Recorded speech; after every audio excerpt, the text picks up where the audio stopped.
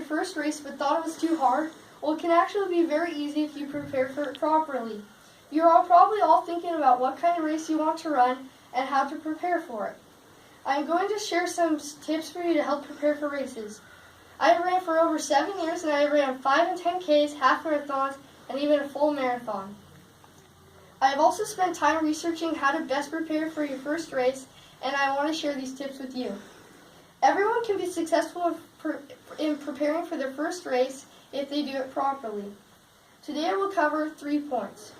Once you choose your distance and pick your race, it's time to build your training schedule. Remember to warm up, stretch, and cool down to help keep your body loose and ready. Once you have eaten a light, healthy breakfast, go over your starting line tips and mentally prepare for a great race.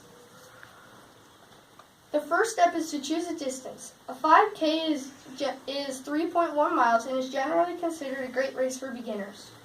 I like to run in the seasons spring and fall because there are nice temperatures, but you can also run in fall and in summer and winter. You would want to schedule your race for 3 to 6 months away, which gives you a good time to practice and prepare and gives you an incentive to do your best. Once you choose your distance and pick your race, it's time to build your training schedule. According to the Hal Higdon Creative Training Peaks training programs, you can train for your first 5K in a couple months using detailed plans available on his website. I have a card for each of you with his website at the end of this presentation. The plans look like little calendars with the amount you should run each day from small to big and which days should be your recovery days. The distance you run to train each day can vary person to person and can also depend on what race you're going to run. You should incorporate some long runs and some short fast runs and also recovery days and cross-training. Cross-training is doing other activities like swimming and biking, which gives your running muscles time to recuperate and also helps strengthen other parts of your body. You should also focus on eating healthier and not lots of sugar.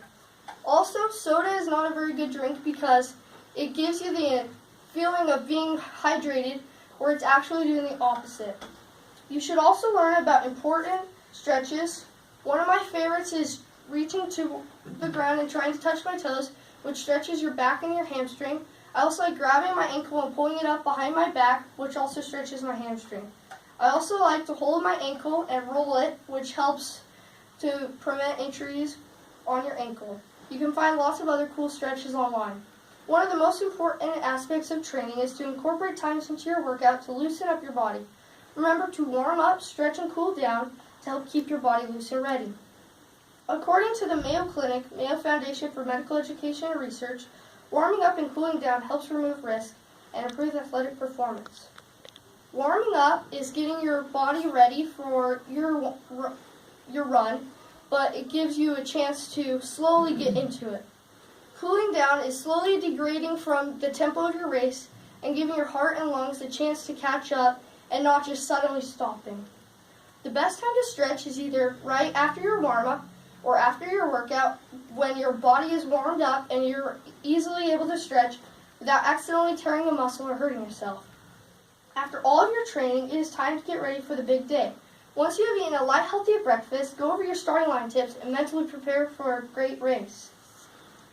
I like to eat a banana, toast, or a bagel and a little bit of water before my race because it gives me nutrients and the energy I need without giving me a side ache. Also remember to warm up and stretch and cool down like you've trained.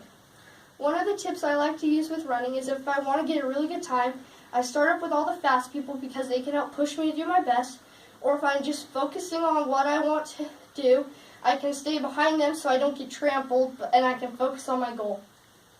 I also like to set a goal for my race because then I can think about it throughout the run and also before so that you could have a good incentive to do it. According to the Health and Humane Service Office and Council on Sports, exercise can prevent disease and increase your chances of living longer. That's a pretty good goal for everyone. With a great plan of how to train for your race and be successful, remember that everyone can be successful if you prepare for your race properly. First, pick and train for the race you want. Remember to warm up, cool down, and stretch, and eat healthy, and you will be ready for your race. Then you will be able to have a successful race. I hope to see you training and preparing for your first race soon.